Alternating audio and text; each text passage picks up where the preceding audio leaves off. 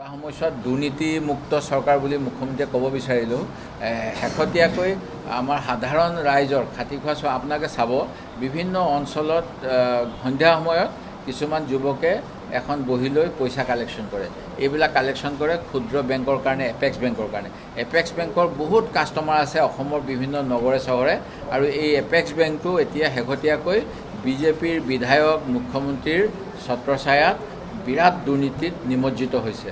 ইয়াৰ উদাহৰণ হ'ল যোৱা 2023 চনতে মই মুখ্যমন্ত্ৰীক প্ৰত্যাহ্বান জনাইছিলোঁ। মুখ্যমন্ত্ৰীয়ে তেতিয়া কৈছিল এপেক্স বেংকৰ লগত চৰকাৰৰ কোনো সম্বন্ধ নাই, কিন্তু অসম বিধানসভাৰ এখন বিশেষ আইন অনুসৰি এপেক্স বেংক গঠন কৰা হৈছিল।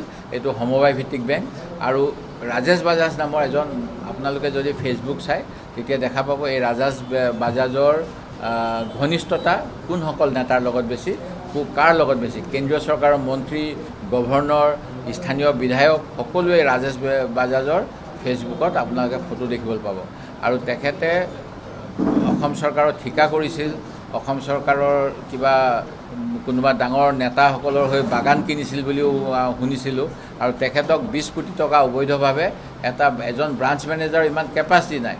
ষ্টেট বেংকৰ নিচিনা বেংকৰে বোধ কৰোঁ এজন ব্ৰাঞ্চ মেনেজাৰে 5 কোটিমান টকা দিব পাৰে, আৰু তেওঁ ৰিজনেল অফিচৰ পাৰ্মিশ্যন ল'ব লাগে। এজন ব্ৰাঞ্চ মেনেজাৰে তেওঁক 20 কোটি টকা দিছিল এটা কোনো আঁচনিবিহীনভাৱে, যিটো আজিকালি আমি জানো যে ডিজিটেল কথা কোৱা হয়, ই ভাৰত, গোটেইটো ইলেক্ট্ৰনিক ডিজিটেল ট্ৰেন্সফাৰ।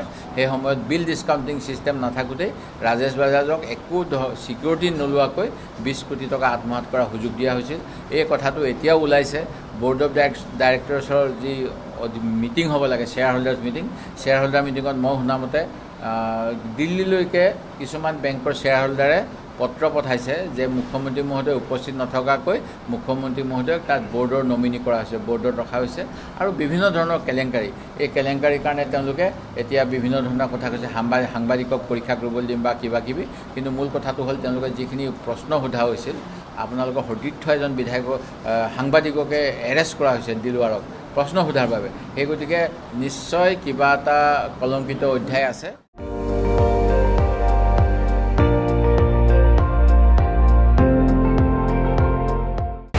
আপুনি চাই আছে ND24, সৰ্বশ্ৰেষ্ঠ নহয় সৰ্বোত্তমৰ দৌৰ।